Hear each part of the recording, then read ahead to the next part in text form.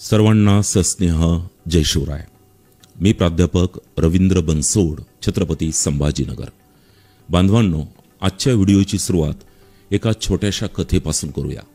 एक आटपाट नगर होतं। तिथला राजा अतिशय धार्मिक होता। एकदा त्याने एक विशाल मंदिर उभारले। मूर्तीच्या प्राणप्रतिष्ठेसाठी देश विदेशातून सकळ शास्त्र पारंगत पुरोहितांना निमंत्रित केले गेले। प्राणप्रतिष्ठेच्या एक दिवस अगोदर पुरोहितांनी सर्व गावकऱ्यांना बोलावलं आणि सांगितलं, उद्या सूर्योदयापासून प्राणप्रतिष्ठेला सुरुवात करायची आहे। त्यासाठी मूर्तीला दुग्धाभिषेक करायचा आहे।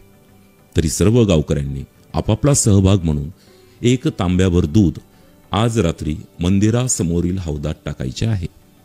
सर्व गावकऱ्यांनी आनंदाने होकार दिला। रात्री सर्व गावकरी तांब्या घेऊन निघाले आणि तो प्रचंड मोठा हौद रात्रीतून काठोकाठ भरला। दुसऱ्या दिवशी सकाळी प्राणप्रतिष्ठेस वाजत गाजत सुरुवात झाली। पुरोहित अभिषेकासाठी दूध आणायला हंडे घेऊन हौदाजवळ पोहोचले। पाहतात तर काय, जादूच झाली होती। सगळा हौद दुधाऐवजी चक्क पाण्याने काठोकाठ भरलेला होता। आता विचार करा, असं अघटित कसं घडलं असेल? तर बांधवांनो, झालं असं, प्रत्येक गावकरी हा तांब्या दुधाने भरून आणणारच आहे याची खात्री सर्व गावकऱ्यांना होती। त्यामुळे मी एकट्याने दुधाऐवजी तांब्या पाण्याने भरून आणला तर अंधारात कोणाला समजणार, असा विचार प्रत्येक गावकऱ्याने केला व प्रत्येक जण आपापल्या तांब्यातील पाणी हौदात टाकून आला। बांधवांनो, मी ही कथा फक्त एवढ्यासाठीच सांगितली। हल्ली काही मंडळी अशीही चर्चा करताना दिसतात की 14 तारखेच्या मेळाव्याला सर्वच मराठा बांधव जाणार, त्यामुळे तिथे प्रचंड गर्दी होईल, म्हणून सगळ्यांनी जाण्याची गरज काय? त्यापेक्षा प्रत्येक घरातून एक माणूस पाठवला तरी भरपूर झाले। काही ठिकाणी गावातल्या तथाकथित प्रतिष्ठित ज्येष्ठ लोकांची अशीही कुजबूज सुरू आहे की गावात काही कामधंदा न करणारी कालची तरुण पोरं आता आम्हाला कुठं जावं ही अक्कल शिकवू लागले। बाबांनो, मुळात हे तरुण बेकार का आहेत हे समजून घेण्याची गरज आहे। ही सगळी पोरं प्रचंड नैराश्यग्रस्त आहेत। फ्रस्ट्रेशन बाबांनो, फ्रस्ट्रेशन। काहींना पैशाअभावी शिक्षण घेता आले नाही, फ्रस्ट्रेशन। काहींना शिकूनही नोकरी मिळाली नाही, फ्रस्ट्रेशन। काहींना भांडवलाअभावी कामधंदा करता येत नाही, फ्रस्ट्रेशन। तर काहींना वय उलटूनही लग्न होत नाही, फ्रस्ट्रेशन। शेती करणाऱ्या तरुणांना एकतर पिकत नाही, पिकलं तर विकत नाही, विकलं तर भाव मिळत नाही, फक्त फ्रस्ट्रेशन, फ्रस्ट्रेशन आणि फ्रस्ट्रेशन। मुळात या सगळ्या गोष्टींचे कारण आहे मराठा समाजाला पात्र असूनही आरक्षण न दिल्या जाणे। बांधवांनो, मनोज जरांगे पाटील हा एकट्या स्वतःच्या नाही तर आपल्या सर्वांच्या लेकरा बाळांच्या भविष्यासाठी 17 दिवस उपाशी राहिला। अख्खं मंत्रिमंडळ येऊन देखील मॅनेज न होता आपल्या भूमिकेवर ठाम राहिला। अंतरवाली सराटीच्या मायमाऊली डोक्यावर लाठ्या काठ्या खात रक्तबंबाळ झाल्या। ज्या तरुणांनी शरीरावर गोळ्या झेलल्या ते आजही दवाखान्यातच आहेत।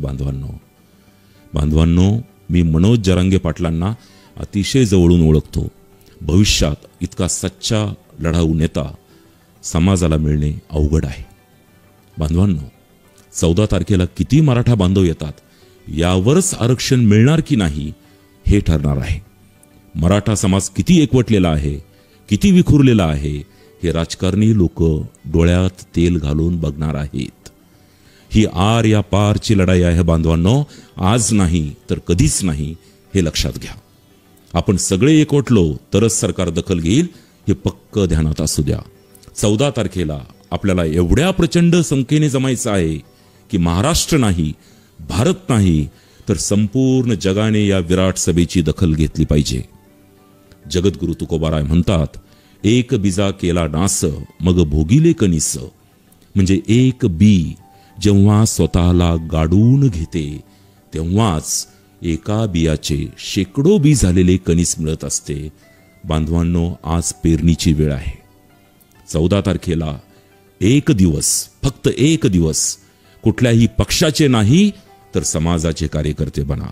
छत्रपती शिवरायांचे शूर मावळे बना। ही एकट्या मनोज जरांगे पाटलांची नाही तर सर्वांची लोक चळवळ आहे। संत रामदास म्हणतात, सामर्थ्य आहे चळवळीचे, जो जे करील तयाचे. त्यामुळे घरातून एक माणूस पाठविण्याचा विचार डोक्यातून काढून टाका. 14 तारखेला घरातील पोरा बाळांसह कुलूप बंद करून भाकरी बांधून बाहेर पडा व या ऐतिहासिक घटनेचे साक्षीदार व्हा, नाहीतर पुढची पिढी आपल्याला माफ करणार नाही. आता एकच घोषणा, जो आया वो खुद्दार, घर बैठा व गद्दार. हा व्हिडिओ प्रत्येक समाज बांधवापर्यंत पोहोचवण्याची जबाबदारी तुमची. त्यासाठी सर्वांना शेअर करा ही विनंती.